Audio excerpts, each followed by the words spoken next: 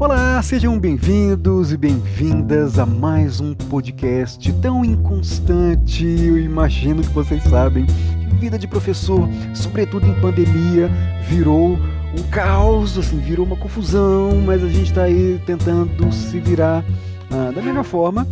Mas esse podcast, ele é particularmente interessante porque eu acabei de ver a série Dark.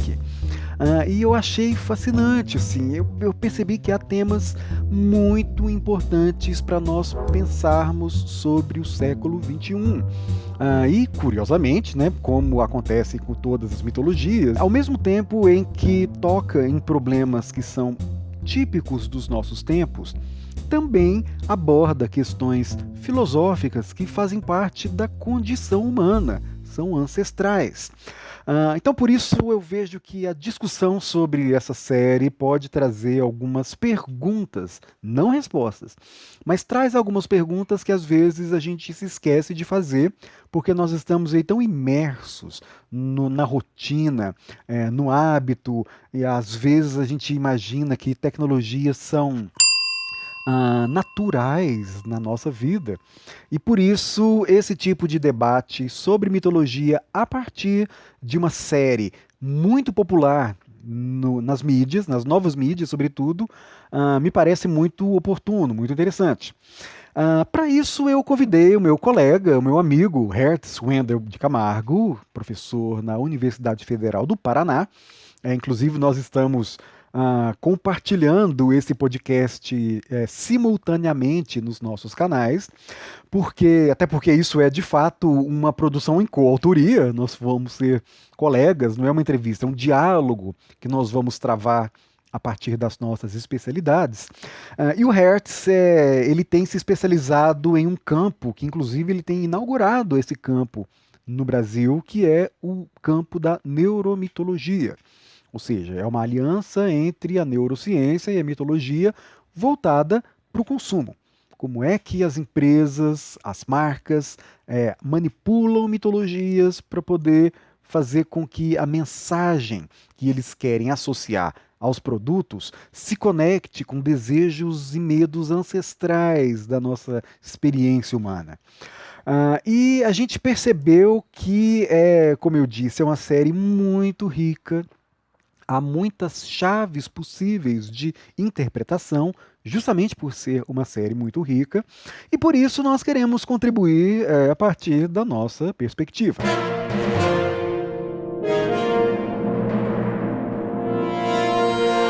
Antes, eu gostaria, é claro, de agradecer aos apoiadores e apoiadoras desse podcast e do meu canal no YouTube, porque sem essas pessoas eu não teria condições de produzir. E eu tenho um sonho que é conseguir produzir com mais periodicidade. E essas pessoas têm contribuído efetivamente para que eu consiga estruturar aí uma pequena equipe para que a gente possa produzir mais.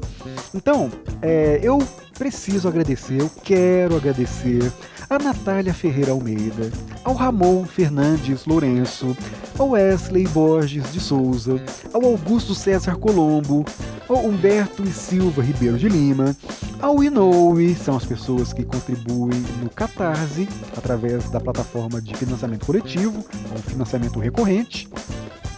E eu gostaria de agradecer também aos novos apoiadores do Clube de Canais. Então, essas pessoas inauguraram o Clube de Canais e eu gostaria muito de agradecer também. Sara Felisberto, Célio Pessoa, o Inoue, mais uma vez, e o Douglas Ferrari são os 4 primeiros apoiadores e apoiadora desse nosso clube de canais. Então sejam bem-vindos e seja bem-vinda, Sara. Espero que a gente consiga criar uma grande comunidade para que essa produção conquiste mais periodicidade. Muito obrigado, galera, e vamos dar início ao nosso podcast.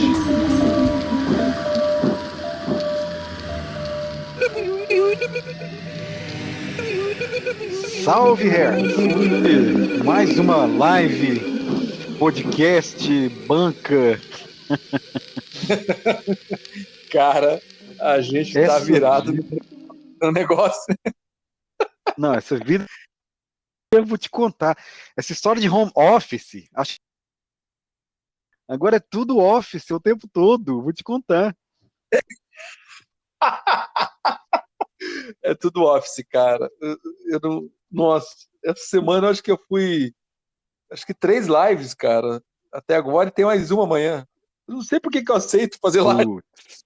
Então, pois é, aí o povo ainda convida, aí a gente vai, arroz de festa de live, impressionante. Então, cara. Mas Então, vamos agora. mesmo, E aí, aproveitar, porque sei lá. quando eu vejo assim, falei, mas como que eu aceitei tanta live assim, cara? Não, e agora é live no Instagram, live no YouTube, no Facebook, além das É, bancas. É, eu vou te contar. Mas nossa. essa é por um bom motivo, evidentemente. Inclusive já tá rolando, você tá sabendo. Sim, sim, sim. Então, e o motivo, né, o convite que eu fiz dessa vez para você participar aqui desse podcast é para que a gente possa conversar, nem é uma entrevista, né, mas para trocar impressões sobre as mitologias presentes nessa série, que é realmente muito interessante, assim, uma série fabulosa, que, na minha interpretação, conseguiu, acidentalmente ou não, captar algo do espírito do tempo, inclusive o tempo dessa pandemia, né, que é uma série toda apocalíptica e tudo mais. E já avisando aqui para os ouvintes, né, que nós vamos falar spoilers da série. Então, se você não viu ainda a série, guarde aí no seu bookmark para que depois você ouça, porque a gente vai falar inevitavelmente sobre spoilers importantes da série, então já está avisado, né? Terá spoilers. Mas eu acho que a gente conversou numa banca, né, Hertz, sobre a série, porque uma estudante fez lá um trabalho sobre um game que tinha a ver com mitologia também. E aí eu esperei você concluir a série para a gente conversar, porque de fato na minha interpretação, é um monumento assim a mitologias nas mídias, porque os caras foram longe. Quais foram as suas impressões assim iniciais e finais, sobretudo, né, dessa do Dark? O que você sacou? Então, eu acho que tá muito. O que é interessante é a estrutura, né? Então, são 3 temporadas, assim como são 3 épocas, 3 tempos. Então, o número 3, ele parece até uma coisa meio cabalística, assim, aparece o tempo todo, né? E o 3 é interessante porque, arquetipicamente falando, né? Essa questão de ontem, hoje, amanhã, essa estrutura, né? O número 3 é uma das estruturas, um dos números arquetípicos, né? Você tem o 1, né? Que é o uno, você tem as dualidades, as binaridades, você tem essas tríades, né? Que tem na cultura, né? Ontem, hoje, amanhã, passado, presente e futuro. Então, o número 3, né? Espírito, Pai, Filho, Espírito Santo. Então, o número 3 ele é um número arquetípico. Então, só para situar assim, só pela estrutura da série, que tudo em volta do número 3, 33 anos para frente, 33 anos para trás. Então, ele tem aí uma conexão aí simbólica com esse 3 que eu acho bastante interessante. E aí o que eu gosto muito, né? Claro, vou só comentar agora, depois para comentar um pouco mais com precisão.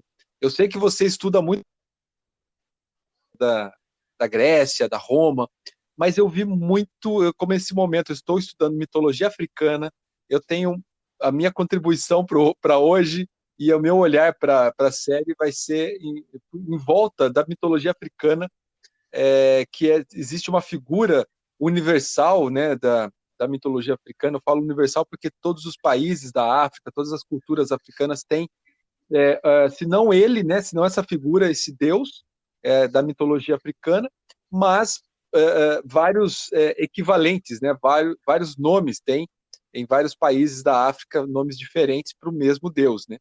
Então, que é Exu. Exu significa esfera em Yorubá. Então, e o Exu, ele é um deus que ele quebra os padrões, né? Tá tudo organizado, tudo, né, equilibrado. Por estar equilibrado, ele vem e quebra quebra esse equilíbrio justamente para poder tirar tudo do lugar e remontar de novo. E aí eu vejo muito essa presença de Exu na série, né? Na mitologia africana, que é justamente o tempo que vem, né? Alguma coisa acontece, né? No caso de né? Uma, um fenômeno apocalíptico ali, né? Das energias nucleares, que abre um portal, que cria dois novos mundos, né? Então eu vejo muito que essa é a presença de Exu na mitologia africana. Aposto que na ancestralidade africana isso seria altamente possível, né? Então, nessa mitologia africana, no caso do Exu, ele que vem e que quebra, ele que tira, né? Justamente aquilo que está, ele vai. A gente sempre associa muito o Exu com o samba. Então, o samba, que tem origem africana, ele tem um compasso. E quando você quebra o compasso, essa quebra do compasso, né, de 4 tempos, de 4 notas musicais, que a gente chama de síncopa, enquanto a síncopa da música europeia, você tem aí uma questão de que ela é preenchida, né? Então você tem um vazio que é preenchido com outras notas musicais, com outros instrumentos. Na música africana, esse vazio ele é preenchido com o corpo. Por isso que na cultura africana, a música africana ela é muito visual. E o corpo ele é essa dimensão visual da música africana. E o samba tem muito disso. Então parece Pois que é. aquele vazio, quando você quebra o ritmo da música, o vazio ele é preenchido visualmente pelo corpo. E eles falam lá na África que na música africana é Exu que tem, que está nessa síncopa, é Exu que é o dono do corpo. Porque ele que vem, quebra, cria o vazio para você preencher com outros movimentos. Então, a presença de Exu na cultura africana ele é muito forte. Ele tem um mito bastante interessante que ele devora, quando o Exu nasce, ele tem muita fome, muita fome. E aí Oxalá, que é o deus, né, equivalente ao deus cristão, Oxalá, ele começa a alimentar o Exu, começa a dar comida para ele come, ele começa a comer os bichos, começa a comer as árvores, a natureza, ele devora os outros orixás, os outros deuses, ele devora tudo, o universo inteiro, e depois, cheio com tudo isso, ele vomita. Ele vomita e coloca tudo de volta, no lugar com uma outra configuração. E por isso que na mitologia africana, o Exu ele é a essência, ele está em tudo. Por isso que dizem que Exu está em tudo. Então, Exu, que tem esse nome de esfera, então eu vejo muito ali na série do Dark, tem. Então, Exu que quebra aquilo que estava equilibrado, cria novos mundos para as coisas, né, se reformularem, né? Uma outra questão do Exu, o Exu ele vive, ele mora na encruzilhada. Ele é uma espécie de assessor de Oxalá. Ninguém chega no Deus maior sem passar pelo Exu. Por isso que tem que levar uma oferenda para Exu negociar politicamente com ele, para ele falar, tá bom, você pode conversar com Oxalá, né? Você pode passar. E ele vive na encruzilhada. E ali, quando eu descubro, então, que né, na narrativa de Dark, você tem 3 mundos e o desenho dos 3 mundos, como ele está conectado, para mim é uma encruzilhada, André. Então o Exu está ali, Exu está naquele ponto de conexão do passado, do presente e do futuro dos 3 Exato. mundos. A Nessa própria caverna. encruzilhada. Exatamente, é a caverna que é a encruzilhada, onde o ponto de conexão que você pode ir para todos os lados, né? Como quando você está numa encruzilhada. E ali, a oferenda que as pessoas levam é a informação, é o conhecimento, são os erros que você fez no passado e tudo se repete, é aquilo que você vai fazer ainda, né? Você nem sabe que você vai errar, mas a pessoa vem do outro tempo, do outro mundo e fala, olha, você errou, você vai errar tal dia, né? Pois é. E essa informação é muito parecida com essa coisa da oferenda de Exu, né? Você dá essa oferenda para poder dar passagem para esses personagens, né? Para eles chegarem em algum lugar que eles não sabem aonde que eles querem chegar, né? Mas, cara, é muito. Eu vi muita mitologia africana na série Dark. Caraca, nunca imaginaria uma coisa dessa, mas talvez, e você tem plena razão, porque isso talvez até reafirma aquela noção do monomito. Ou seja, esses mitos eles acabam se repetindo, são universais, porque tocam em temas universais da condição humana, e é natural que eles sejam reproduzidos mais diferentes, né? Um ponto que eu gostei, assim, eu fiquei muito fascinado pela série, porque acho que isso que você levantou deixa claro, né, como os mitos são polivalentes, né, e podem ser Isso. recuperados, né, ou eles estão presentes nessas produções da cultura de massa, né, isso é muito legal. Um dos que mais me fascinou, e provavelmente porque é o que eu trabalho com ele, é precisamente esse mito do perigo de ultrapassar determinados limites do conhecimento.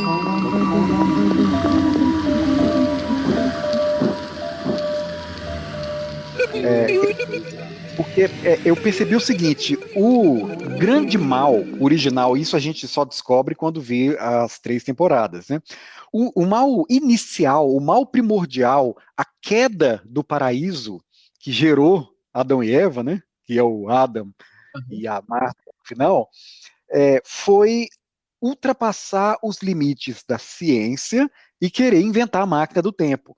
Então, essa foi uma Isso. invenção que trouxe o inferno, criou o inferno, criou duas realidades paralelas que não tinham como dar certo, porque elas eram o resultado de um pecado original, de um erro original, que foi a ultrapassar os limites da ciência. Só que é muito interessante porque você vê, né, como que a vida deles era um inferno inevitável. Eles não tinham por onde escapar.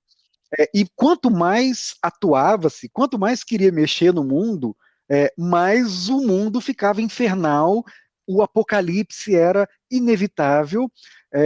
E aí o Adam é interessante, porque ele teve, durante toda a sua vida, tempo para refletir, e ele tinha razão caso o mundo dele fosse o único, né? Ele sabia que o Apocalipse era a solução para poder ter a renovação final, que esse é o objetivo do Apocalipse em todas as culturas que têm a noção do fim do mundo dentro das suas religiões, né? O Apocalipse, ele é sempre Exatamente. redentor, ele é sempre um reinício, ele é sempre um restart, né? Um F5, uma reinicialização do sistema, e ele é ritualizado o tempo todo, né? Os mitos É, escatológicos por, são é, importantes. por trás do mito escatológico sempre tem aquela noção do renascimento, né, da renovação. Vai destruir tudo, vai acabar tudo, mas para recomeçar mesmo, né? E isso é um mito cíclico, né? E o mito final deles é trágico, porque não tem fim, ou melhor, não tem recomeço, né? Eles tiveram que se sacrificar os dois mundos para que o mundo original não fosse destruído, né? Eles sabiam que eles eram uma cópia platônica que não deu certo, uma aberração platônica, né, do mundo original. Mas essa sacada do ultrapassar limites do conhecimento me pareceu um alerta moral da série, porque parece que foi Sim. isso que eles quiseram ensinar no fim. Olha, nós estamos em um ponto em que há tecnologias sendo criadas e a gente tem que prestar atenção, porque não necessariamente essas tecnologias vão nos levar a um paraíso. Na verdade, até essa obsessão por querermos buscar um paraíso através das tecnologias é o erro original, é o erro que vai levar que já está nos conduzindo, né, a um inferno na Terra, assim, a erros sucessivos, e isso é muito poderoso. E além da questão do destino, né, a ideia do destino nessa série é muito legal. Tem a discussão clássica, né, na história do livre-arbítrio, mas lá a gente vê como é muito engenhoso, porque o destino acaba sendo infernal para todos, porque quem está organizando o destino não é mais Deus, ou seja, o tempo, né, segundo o raciocínio lá do Adam, Uhum. mas são os próprios homens. Então, os homens decidiram interferir no destino, indo voltando para o passado, e isso fez com que o destino se tornasse amaldiçoado. Amaldiçoado talvez não seja a palavra certa, mas errado por condição humana, né? Não é nem errado por natureza, mas é equivocado pela própria inabilidade misturada com a prepotência humana de querer ser senhor do destino. E o destino é um personagem, não é um personagem, é uma força muito importante nas mitologias, e é Sim. inclusive uma força mais poderosa que os deuses. Até os deuses se submetiam ao destino. E na mitologia grega é particularmente interessante porque o único personagem que era realmente um vidente e sabia o que ia acontecer com os deuses no destino era o Prometeu. E o Prometeu foi punido por isso. E Zeus puniu Prometeu, mas ao mesmo tempo ele temia Prometeu, mas mesmo temendo, ele puniu. Prometeu era o único capaz de dizer qual seria o destino de Zeus. E o Prometeu, né, você sabe, mas vou falar para os nossos ouvintes, na mitologia grega, ele é o criador dos homens, né? Na mitologia grega, Isso. nós, homens, não somos fruto de Deus. Nós fomos criados, nós não fomos criados por Zeus. Nós fomos criados por Prometeu, que era um primo dos Zeus, e Zeus não gostava muito da gente, a gente tinha que fazer sacrifícios e tal. A gente não era queridinho de Zeus, nós somos queridos do Prometeu, né? Mas que foi punido por nos proteger. Então a gente vê como que, mais uma vez, o pecado original da ciência está presente na destruição do mundo pelas mãos humanas, né? Eu me lembro do Cioran, quando ele diz, olha, o papel do ser humano é só existir.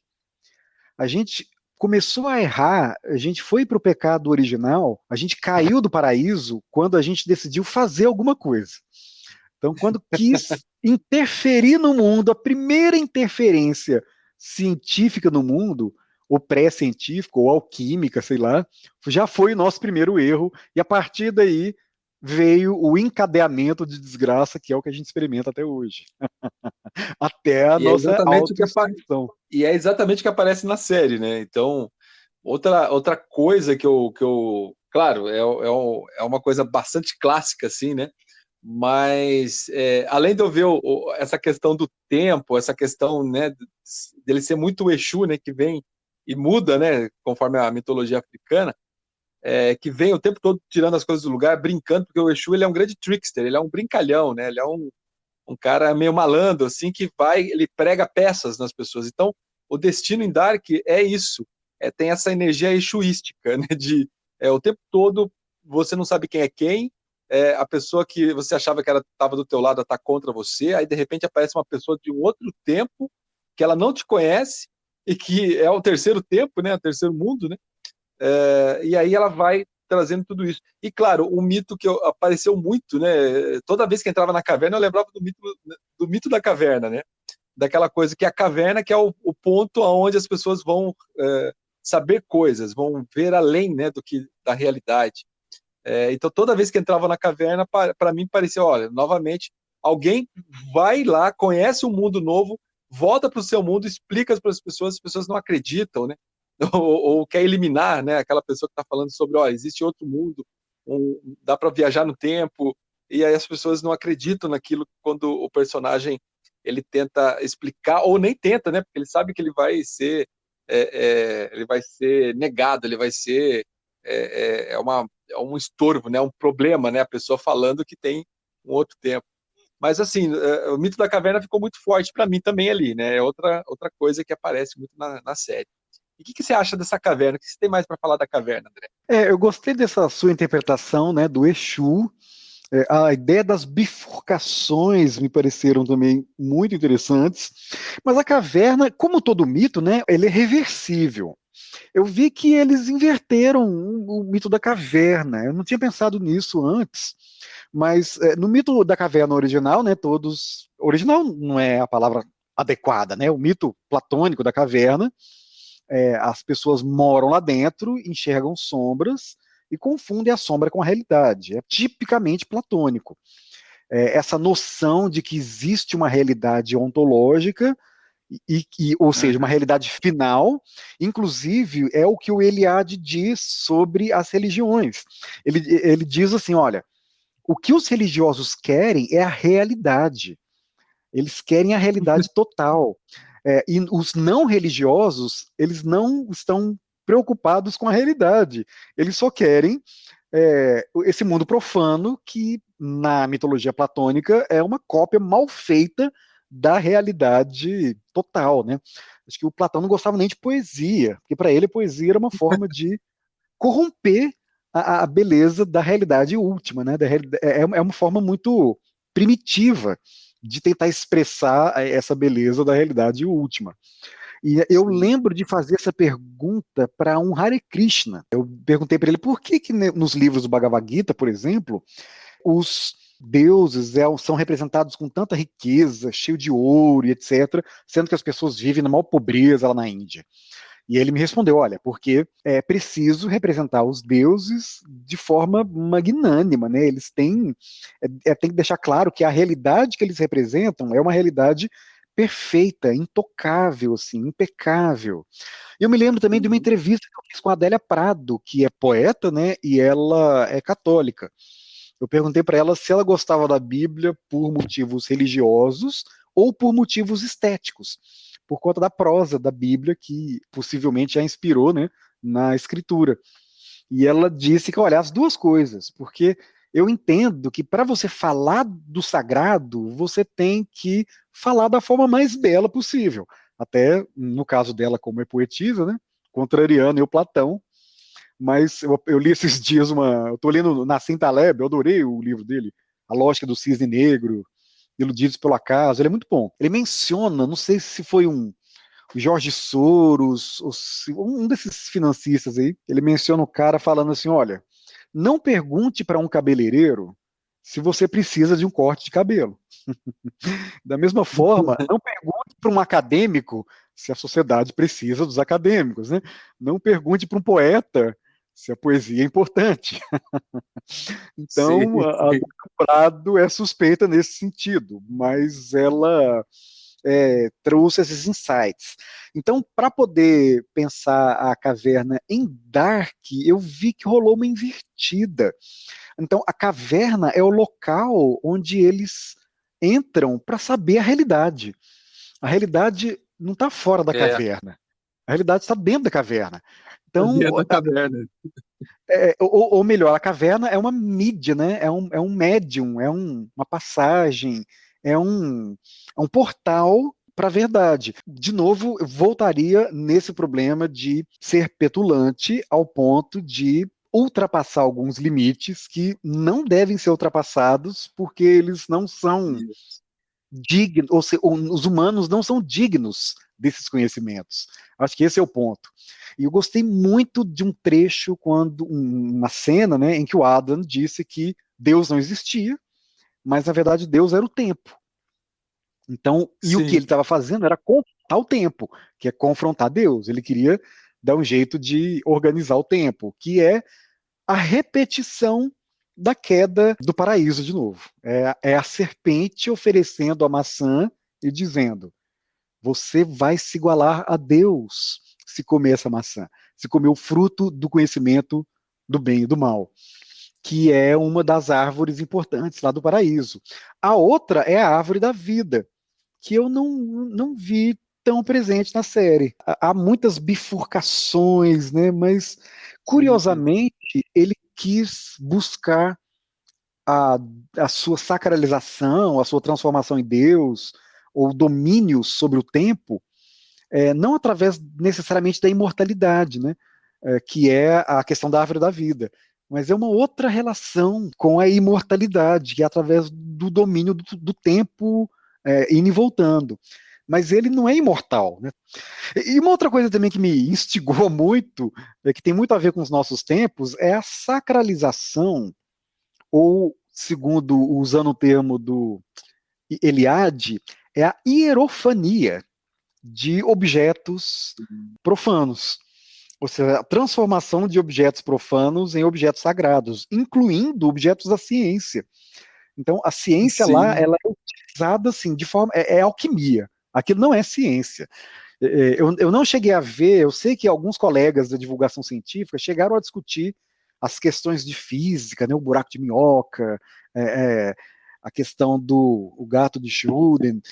Então, há vários conceitos científicos que são mencionados, mas a impressão que deu foi que eles são mencionados de uma forma muito, muito livre, e muito mágica. A ciência está lá mais como um artefato mágico do que necessariamente uma Exato. explicação possível, lógica, para toda aquela confusão, né? Que você acha?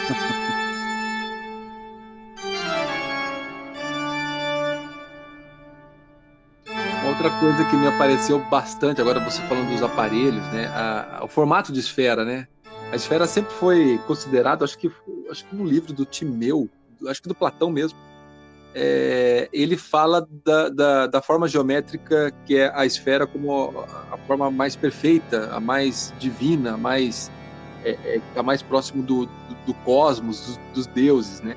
Até porque é como se Deus estivesse no centro do universo. Então a esfera ela representa o universo, porque Deus está no centro do universo e ele tem a mesma distância, ele mantém a mesma distância em tudo o que ele criou, né? Então um grande Deus está no meio do universo, então ele consegue olhar, por isso que ele consegue estar meio que onipresente, onisciente, onipotente, né? Porque ele está no centro desse universo e para todos os lados para onde ele olha, ele está na mesma distância, né, de tudo que ele criou, né? Então, e aí o formato da esfera sempre tem naquele objeto que é bastante alquímico, né? Ele parece uma coisa de alquimia mesmo, uma coisa é, é, é, apesar de ser um objeto que faz um aparelho em formato esférico que faz com que as pessoas viajem no tempo, ou entre os mundos, né? Ele tem esse formato esférico, parece uma coisa poderia ser uma coisa muito mais moderna, muito mais tecnológica, do jeito que nós Uhum. conhecemos em alguns filmes, né? Mas ele parece aquela coisa meio tosca, feita quase manualmente, né? Não tem nada de uma coisa muito sofisticada, mas que funciona, né? E ao É, mesmo tempo me lembrou é um muito aquela negócio corujinha, sabe a corujinha da Fúria dos Titãs dos anos 70? Ela me lembrou alguma boa. coisa assim, sabe? Aquela corujinha. Parece um aparelho que tem alma, entendeu? E a esfera também, Isso. ela aparece muito em vários pontos, né? Quando aquela energia junta tudo e forma aquela esfera que a pessoa entra e também viaja no tempo. Essa esfera, ela tem essa simbologia muito forte, divina, sacralizada, enfim, cheia, anímica, cheia de alma, cheia de possibilidades de abrir um portal e o formato esférico, né? Então, que é uma relação muito forte com o que é divino, o que é cósmico. Me lembrei também você falando essa cosmologia, como que os humanos nessa série reproduzem todos os dramas dos deuses, também os deuses gregos, né? Que são traição, inveja, mágoa, ira, Amor, raiva, tudo. amor, aí medo, desejo, dúvida.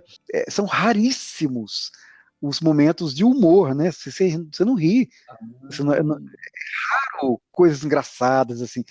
Tem coisas irônicas, né? Tem um humor ácido, mas Agora que talvez você falou, eu não lembro de ter rido em nenhum momento. isso, não, são todos assim, tem ironia, né?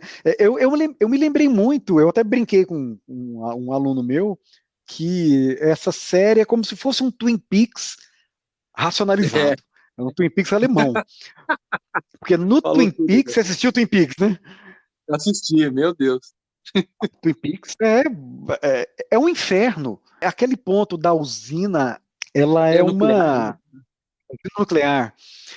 No Twin Peaks, há um melhor episódio, um dos mais graficamente bonitos. Ele sugere essa ideia de que a usina nuclear também foi o momento responsável por ultrapassar esses limites do conhecimento e desconfigurar alguma coisa na ordem da realidade. Sim. Então, é uma repetição dessa mitologia. Só que no David Lynch, assim, a gente realmente não consegue alcançar, é incognoscível para a gente. Né? É um mundo onde não é racionalizável, ou seja, a gente fica buscando pista o tempo todo, é um suspense permanente, a gente ri mais, né? É mais contraditório nesse sentido, mas é uma Sim. série que não oferece nenhuma possibilidade possível de explicação, ele nem quer saber disso. Acho que é outro nível, né, de mergulho em uma obra de arte. Já o Dark é racional, é Kant, né? É pura razão tentando explicar. Algumas coisas não têm explicação, mas elas são racionalizáveis, né? A gente imagina, bom, isso é possível de ser explicado, né? É muito lógico, assim, é Sim, outra sim. perspectiva. Mas essas duas mitologias eu vi que estão presentes e por isso que eu acho que ela expressa muito bem o nosso zeitgeist, sabe, o espírito do tempo. E como foi impressionante essa coincidência de ter uma pandemia no É, meio, caramba, cara. cara, porque eles não esperavam isso. Mas aí a gente vê como que essa pandemia tem a ver com o nosso tempo, né? Parece que esse Nassim Taleb, ele é um cara muito legal, ele é um filósofo, ele trabalha com matemática, trabalha com aleatoriedade e com o que ele chama de cisnes negros, que são eventos absolutamente inesperados na história, mas que são frequentes, e ele argumenta que são esses eventos que mudam o curso da história. Então a gente supõe que a história é um processo, né, que as coisas se explicam pelo que aconteceu antes, e que uma coisa leva a outra, e que nós compreendemos quais foram os caminhos que nos fizeram chegar até aqui. E ele diz que isso é uma ilusão. A gente só olha para trás e, em retrospectiva, a gente cria uma narrativa para nos convencer de que nós temos explicação sobre aquilo, mas ele argumenta que nós não temos nenhum controle, absolutamente nenhuma capacidade de realmente entender tudo o que aconteceu e, sobretudo, tudo o que deixou de acontecer. Eu acho que eu mencionei isso na banca. Ele fala, por exemplo, Mencionou. dos heróis que não nunca vão ser reconhecidos, porque eles vão fazer coisas que vão impedir algum desastre, mas pelo fato de o desastre ter sido impedido, ninguém vai saber que o desastre ia acontecer e ele não vai receber nenhum crédito por isso e vai morrer sem saber que ajudou a humanidade. Então é um herói muito trágico, né? Muito mais trágico do que o herói que se sacrifica em nome de uma causa, como foi o caso do Jonas, né? Ele sabia que o sacrifício dele ia fazer com que o mundo voltasse ao normal. Mas ainda assim, a impressão que ela é contraditória, porque ao mesmo tempo que há esse sacrifício, eu vi que uma das personagens que foi fundamental para isso, usou a razão, como é uma série alemã, né? Que foi a Claudia Piederman, né? Foi ela que descobriu essa questão da lógica dos três mundos, né? Para mim, parece que ela como ela pegou essa lógica, para mim quando você falou assim, claro, tem o tempo, é como se fosse um grande Deus, né? Mas para mim eu tenho a impressão que ela é o Prometeu, assim, né? De certa maneira, porque como ela tem o conhecimento e ela vai conversar, ela vai viajar no tempo, eu acho que na primeira temporada ela é assassinada, né? Uma das versões dela, né? Então, mas eu vejo muito ela, esse papel do Prometeu, né? Da pessoa que tem realmente eu tenho a impressão que ela deixou a coisa meio que fluir, sabe? Não sei porquê. Ela podia ter avisado antes, não sei, eu tenho essa impressão, mas parece que ela quis que todo mundo aprendesse, todo mundo passasse pelo que tinha que passar milhares e milhares de vezes, né? Como ela mesmo disse. Mas eu tenho a impressão que ela se prometeu, ela que tinha esse fogo, né? Que tinha essa informação que a coisa se resolve, né? E na hora que ela entrega, parece que entrega a informação, parece que as coisas se encaixam e a poeira assenta, toda aquela tensão, parece que finalmente, né, entenderam o que está acontecendo. Então, para mim, parece se prometeu que entregou né, o fogo aos deuses, ao ser humano, como se fosse roubando, né, do tempo, né, roubando de Zeus o fogo, dos deuses o fogo, e entregando para o ser humano. E ela tem essa informação na mão, né? Então, para mim, ela é meio prometeica, assim, nesse sentido, Tem de razão. que ela tinha essa informação e ela vai. Mas eu tenho a impressão que ela ficou. Deixa eu ver o circo pegar fogo um pouco, depois eu vou entrar em cena. Eu tive essa impressão, posso estar errado. Mas ela poderia ter aparecido antes, né? Mas claro que tinha que ser na terceira temporada, né? Pois é, e tem uma cena interessante dela quando ela vai para o futuro. Ela é de 86, né? Ela vem para 2019. E aí ela entra numa biblioteca e tem uma tela de computador touchscreen e ela não sabe mexer com aquilo. E aí ela vai Isso. e pergunta para alguém. É uma cena aparentemente singela, mas me pareceu importante porque mostra esse espírito dela de aprender, né? Ela sempre foi muito inteligente desde criança. Todo mundo imaginava que ela Sim, seria sim. super capaz. E aí, de novo, entra um tema que eu não sei se é contraditório ou se é uma rendição da série, mais uma vez, à inteligência humana. Porque se por um lado parece que a série nos relembra sobre os perigos de ultrapassar limites, dos perigos de ser inteligente, por outro lado, ela celebra a inteligência como a força que vai resolver o problema gerado pela inteligência. Sim. Ao contrário de outras séries, pega Matrix, por exemplo. Matrix, no Matrix 1, quem salva é o amor, não é mais a inteligência, né? Não é mais a perspicácia. É o amor que vai fazer com que o Neo ressuscite para depois lutar lá contra os vírus e tudo mais. Mas em Dark, mais uma vez, é um jogo, é um labirinto de inteligência. E o labirinto também é uma ideia maravilhosa que está lá o tempo todo, né? Ah, é sensacional, sensacional. Uma coisa que eu percebi também existe um cosmograma banto, né? Pensando novamente na mitologia africana. Então, na cultura banta, lá na região central da África, eles têm um cosmograma chamado de Kenga. Esse cosmograma ele tem 4 fases, é como se fosse o movimento do Sol em volta de um círculo. Esse círculo ele tem 4 quadrantes, ele é dividido em 4 fases, e esse Sol ele tem um nascimento, uma maturidade, um pôr do Sol e um Sol da meia-noite, que é você passa o limite. Então, e esse círculo que é dividido em 4 partes, ele tem numa linha horizontal, ele divide o mundo dos homens e o mundo dos mortos. Por isso que na África a morte ela não é um fim, né? A gente vê aquele meme, né, do pessoal com um caixão Aham. nas costas dançando.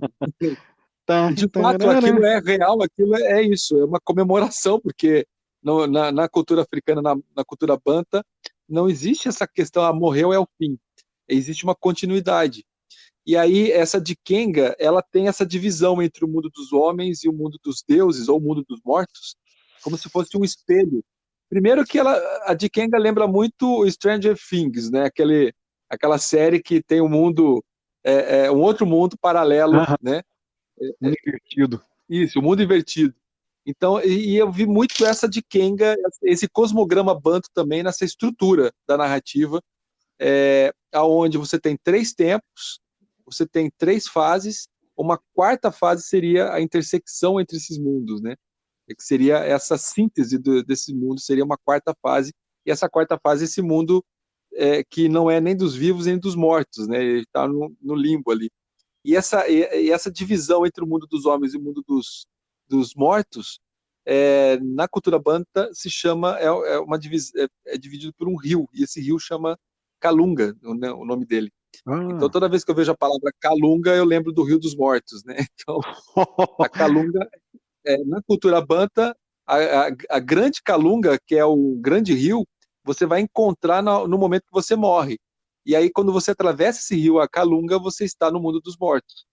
E que você vai passar por um processo de renascimento. Um dia você vai reencarnar. Hum. Então, essa é a cultura banta, né? E eu vejo muito isso, né? Essa reencarnação, né? No Dark, né? A pessoa vai para lá, para a caverna, e ela renasce de alguma forma. E no começo ela confunde, né? Porque, na verdade, o pai né, do protagonista na primeira, né? Que é o Adam, né? O Uhum. pai dele na primeira série, na verdade, acho que era o tio né? Isso. O pai dele era irmão da namorada dele. Cara, isso dá um nó na cabeça no começo, mas depois a gente começa a se acostumar, né? Então, pois é.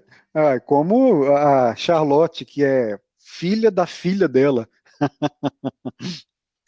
Rapaz do céu, né? Então, aí na terceira temporada Esse parece que tudo se paradoxo, encaixa. um dos paradoxos É, que eu adorei, que tem a ver de novo com esse conhecimento, foi do próprio autor do livro que gerou A Máquina do Tempo. Ele só ficou sabendo do livro dele porque alguém veio do futuro com o livro dele. Então, ele, olha, ele não escreveu o livro no fim das contas, ele copiou aquilo que ele tinha escrito porque alguém trouxe o livro dele do futuro. Então, ele chegou a dizer: olha, eu me sinto uma fraude, porque, na verdade, não fui eu que escrevi isso, mas foi, e, afinal o livro estava lá. Então, é um seria, autoplágio. nossa, esse é o suprassumo do autoplágio. É, é um motoplágio quântico, sei Se não lá. me engano, se não me engano, foi a Cláudia que entregou para ele, não foi? Isso, exatamente, exatamente. Olha que Então, tá vendo? O cara é autor sem saber que é autor e foi. É um paradoxo, um dos mais interessantes, assim. Eu só achei fabuloso. E claro, a questão do cara que é a moça que é filha de si mesmo, filha da própria filha e tal, gera um looping infernal aí. E aí que entra um outro tema mítico que para mim foi muito legal nessa série, é o labirinto. E o labirinto ele é importante porque tem toda a história, né? O rei, Minos, inclusive, que foi para a guerra, aí, bom, é uma longa história, mas o fato é que ele mandou o Dédalo, que é o grande cientista da mitologia grega, o mesmo que depois construiu as asas para o Ícaro. O Dédalo foi encarregado de construir uma prisão onde fosse impossível escapar, onde o monstro Minotauro, que era um filho bastardo da esposa desse rei, fosse preso para sempre. E aí havia a maldição lá, né, de Tebas, que tinha que levar as pessoas para serem sacrificadas para o Minotauro, né, de tantos 7 e até que o herói acabou conseguindo, graças ao fio de Ariadne, que era a filha do Minos, que é outro tema importante nessa série. O herói, gente, eu tava na ponta da língua que o herói é o Teseu, acho que é o Teseu. Foi ele que foi encarregado. Há divergências nas mitologias, né? Mas parece que ele foi sim, sorteado sim. entre um dos jovens que deveriam ser sacrificados. A Ariadne quis ajudá-lo a sair do labirinto. E o labirinto é uma prisão muito interessante porque ela é aberta. Não é uma prisão É, com portas, mas é uma prisão aberta, mas impossível de sair. É muito engenhoso, né? A imaginação que fabulou o labirinto. Mas aí o fio de Ariadne fez com que ele conseguisse entrar no labirinto e matar esse Minotauro. Então, a ideia do labirinto como uma prisão aberta, engendrada pela inteligência humana, para poder aprisionar um monstro, uma aberração, um resultado bastardo, né, de uma relação animalesca, assim, além de ser bastardo, é uma zoofilia, coisas de mitologia sim, grega, sim. ou Bíblia, não é leitura para criança, né? Impressionante, é só desgraceira, sangue, traição, pai, nossa, é confusão danada. Mas essa metáfora do labirinto me pareceu muito apropriada, muito bem feita, porque o labirinto é o tempo É, para o Dark. E aí o tempo a gente viu que ele se tornou labiríntico por causa da interferência humana. Ele era um tempo linear até o ser humano. Quer dizer, não é que era linear, né? Ele era de competência dos deuses, de competência das esferas superiores. Mas quando o ser humano se aventurou ou teve a petulância de interferir no tempo, ele se tornou imediatamente labiríntico, girando esses paradoxos, girando e o que é fantástico, né? Aí o Adam, querendo se colocar como Deus, começou a organizar aquela sociedade para fazer com que as coisas seguissem o seu destino. Então, eles interferiam, né, no destino para não permitir que as coisas fossem diferentes. Então, ele realmente quis assumir o papel de Deus, mas isso todos se convenceram, ficou claro que só prejudicava, né? Então ele passou a, É. e uma outra coisa que é interessante, não há um vilão, né? A gente acha, Não, não tem. primeiro a gente achava que o Noah era um vilão, mas depois nós vimos que não. Parecia que o Adam era vilão, mas também não. Então não há ninguém bom, ninguém mal. O próprio Jonas, né, a gente vê que aparentemente ele tem um bom coração, mas aos poucos ele se transforma numa criatura literalmente monstruosa, né, deformado assim. E a gente fica a série inteira sem saber se ele é bom, se é mal, se você vê aquela organização, ela tem todas as características de uma organização maléfica que mata em nome de uma causa, mas no fim das contas, você vê, né, todos são humanos e são Sim. cretinos e divinos ao mesmo tempo. Então tem essa. Eu acho que o sucesso da série se dá também nisso, né, André? De você não tem um personagem que ele é muito longe do público que está assistindo. Ele é muito Uhum. distante. Então existe aí narcisicamente falando, né, o reflexo de cada personagem do público-alvo, né, de quem está assistindo, das pessoas que estão dando audiência para a série. Porque eu acho que isso traz uma humanidade para cada personagem, traz uma realidade, está muito mais próximo do público, né? Não fica aquela coisa muito, exatamente muito distante, quando a pessoa é um herói, né? Ele é tão heróico que é irreal. Isso, Não, as pois é. pessoas são muito, muito parecidas com qualquer pessoa que está do teu lado ali. E aí e essa questão de acabar com o maniqueísmo, né? De personagens maus, personagens bons. Então você tem, por exemplo, o pai esqueci o nome do personagem, aquele que Jonas, vai atrás do menino. Não, o pai do menino, que ele era da a delegacia. Uric. Ele atravessa o tempo, aí tem hora que você fica irritado com ele pra caramba, que ele é meio macho escroto assim, né? Meio Uhum. machista, etc. Daqui a pouco ele vai procurando o filho, tá velho do outro lado, reencontra a mãe da família que ele deixou para ficar com a mãe do Jonas e vai. Então, você E, tem aí uma série de coisas que uma hora você fica irritado com o personagem, outra hora você fica com pena, você fica do lado dele, né? Então, exato, não é fantástico. E, curiosamente, né, esse maniqueísmo do herói bonzinho e do vilão malvado é recente, é coisa do cinema pasteurizado, porque nas é, histórias antigas, nas próprias fábulas, mesmo nas fábulas aí mais recentes, né, eram terríveis, mais recentes que eu digo assim, época da era medieval, os personagens são violentíssimos assim. Os deuses, mesma coisa, né? Eles não são bons nem maus, eles são humanos. são. Eles traem, têm raiva, ira, vinga, é traíra e faz armadilha e ao mesmo tempo tem dó, tem compaixão. Na verdade, o próprio Deus bíblico é assim. A gente pega lá o Primeiro Testamento, ele é terrível, e mata, e chacina, só que, e tanto é que acho que o Campbell fala sobre isso, né? Essa ideia de nós querermos dividir o bem e o mal nos deuses só traz problema. É o que a gente vê hoje aí, o pessoal pega Deus e usa o nome de Deus para barbaridades, né? Assim, achando que está fazendo bem. Então, o Cioran fala sobre isso também, né? Nada pior. Ele diz assim: todos homem tem um profeta dentro de si, e quando esse profeta se expressa, é um desastre, acontece uma desgraça.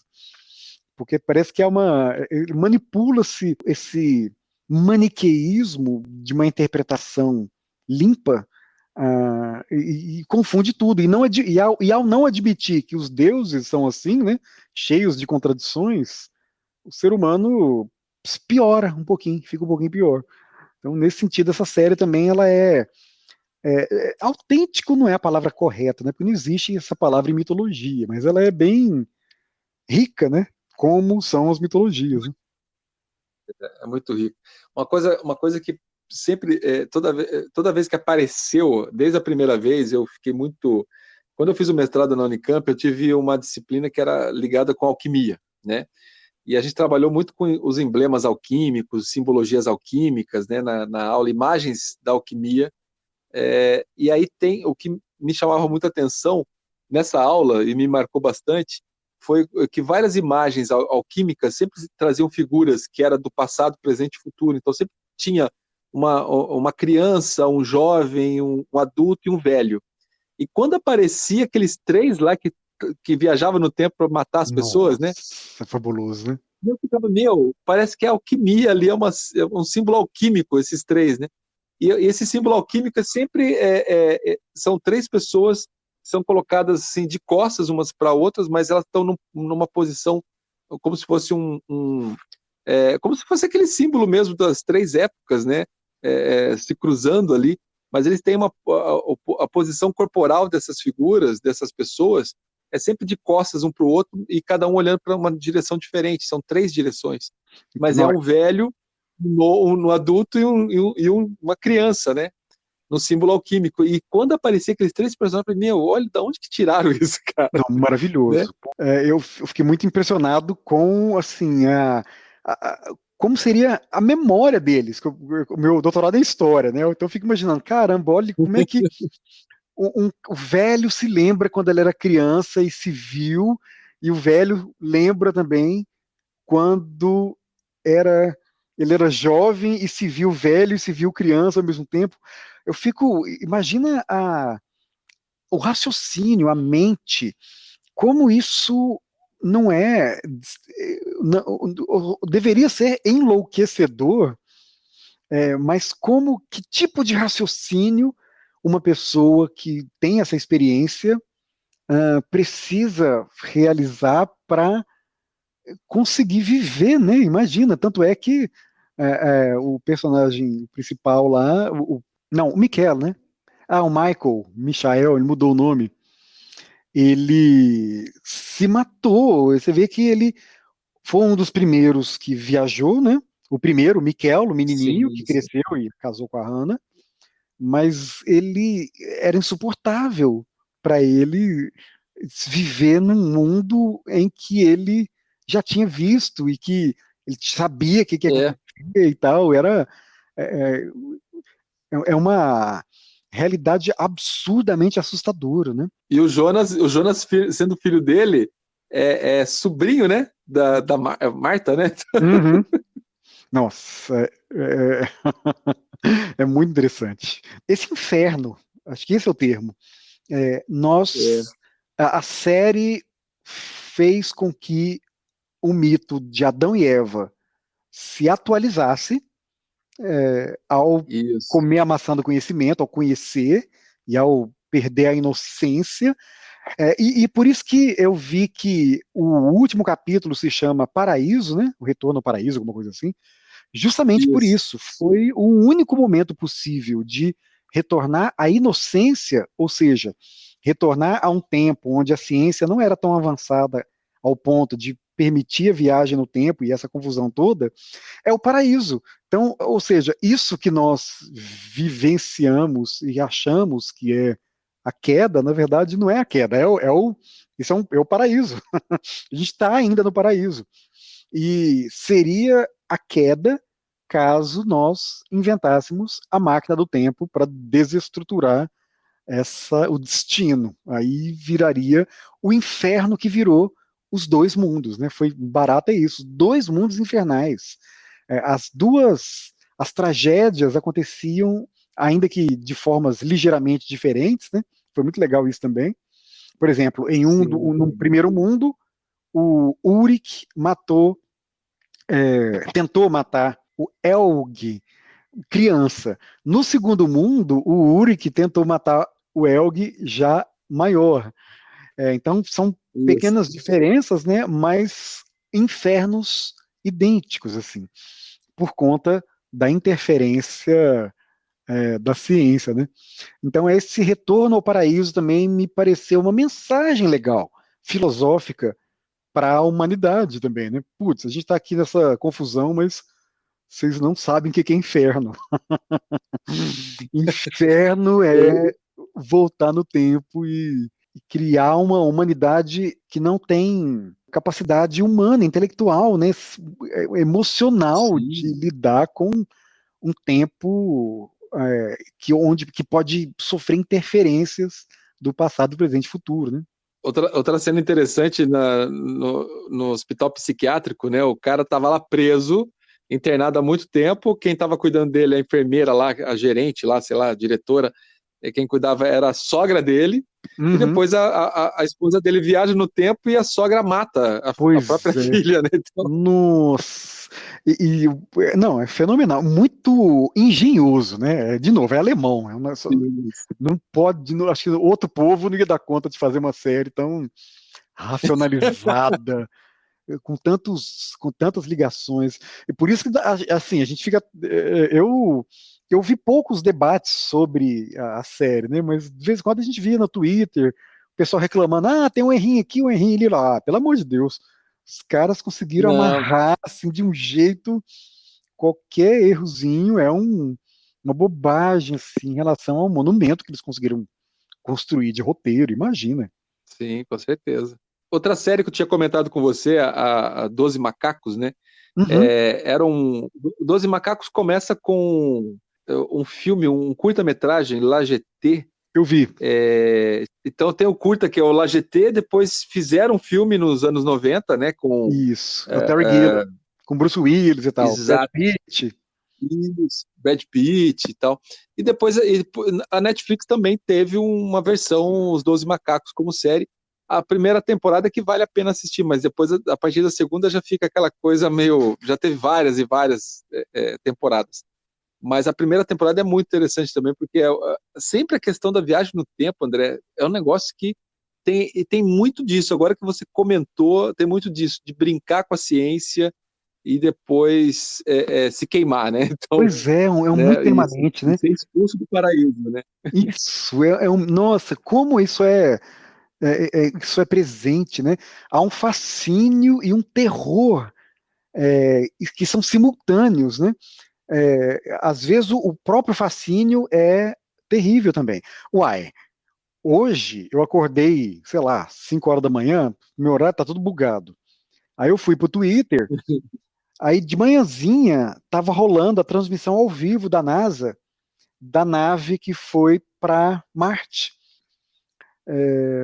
Muito legal, assim, fizeram toda a cobertura, né?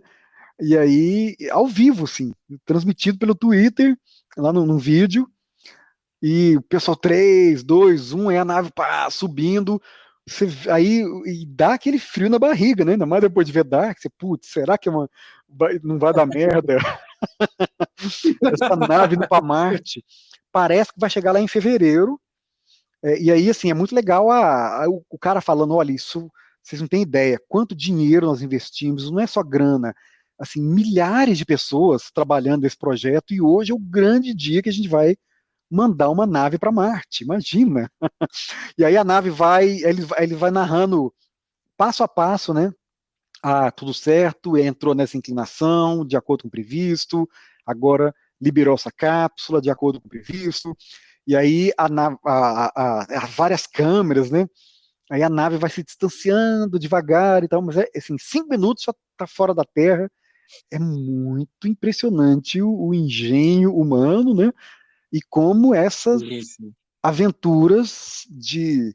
Você vê, né? Que é uma aventura tosca, né? E ali em Marte, o universo monstruoso, Marte, É, ali, mas parece que a gente já fica com esse alerta das mitologias sobre até onde é uma boa ideia aprender, né? é verdade. E aí eu tô lembrando de um outro filme que trabalhou com essa questão de voltar no tempo, que, né? Eu acho que teve 5 edições o filme. Começou em 68, Planeta dos Macacos, de Ah, 68. aham, E aí é mais ou menos isso, né? O primeiro filme, ok, né? Foi um sucesso, etc. A partir dos próximos, teve algum momento que o Cornélio e a Zira, que eram cientistas macacos, né? Do futuro do planeta, né? Depois a gente descobre que era o nosso futuro. uhum. Eles voltam no tempo e voltam para Nova York, e aí eles têm um filho, né, naquele tempo, que é o César, que vai Ah, abrir a revolução do Planeta dos Macacos no quinto filme, se não me engano, eu não da vi série Planeta dos esses Macacos. anteriores. Olha só. Não, teve 5 filmes. Depois o primeiro foi muito bem feito, né? Mas teve mais 4 depois, né?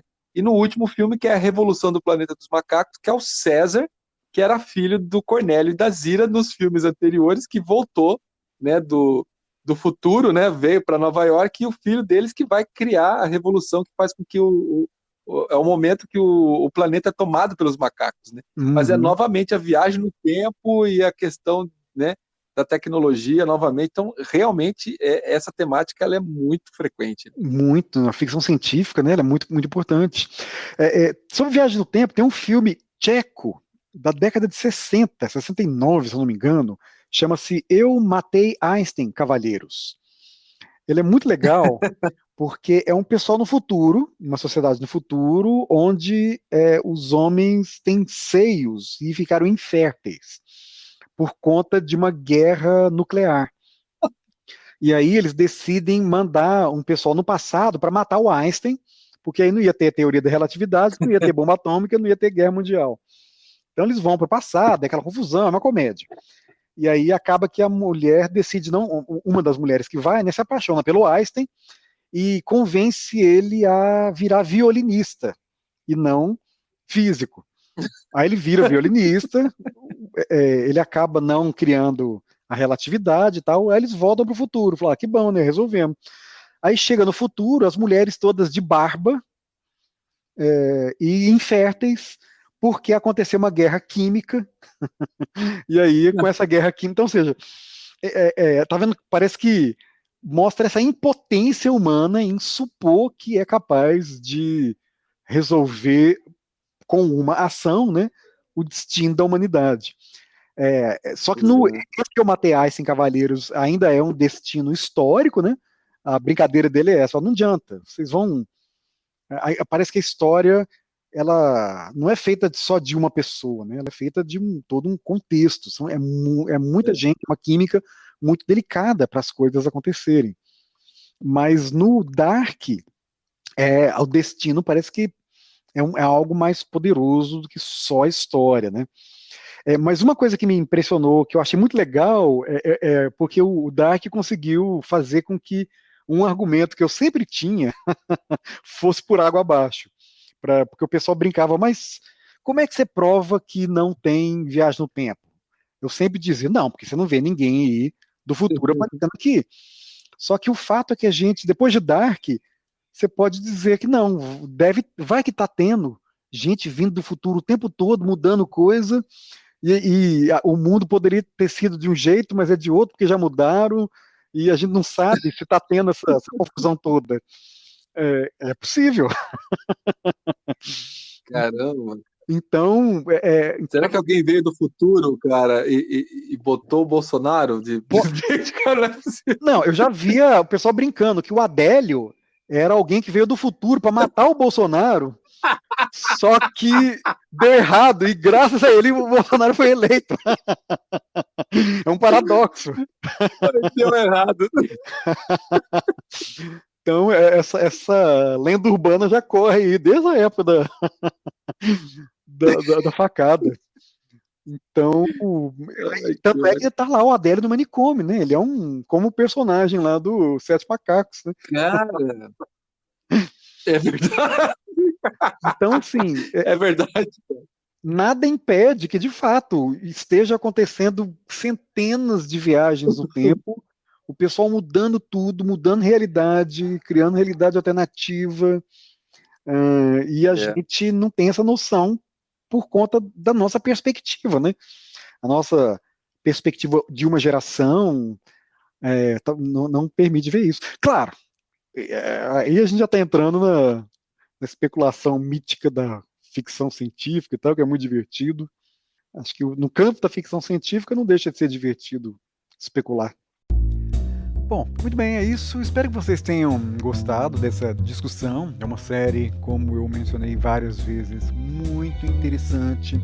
Há muitos elementos de mitologia para nós interpretarmos as mensagens possíveis, não necessariamente a serem formuladas pelos realizadores, mas a serem refletidas por nós, enquanto espectadores, que gostamos desses conteúdos das indústrias culturais, não só para nos distrairmos, mas também para refletir sobre questões fundamentais da existência humana.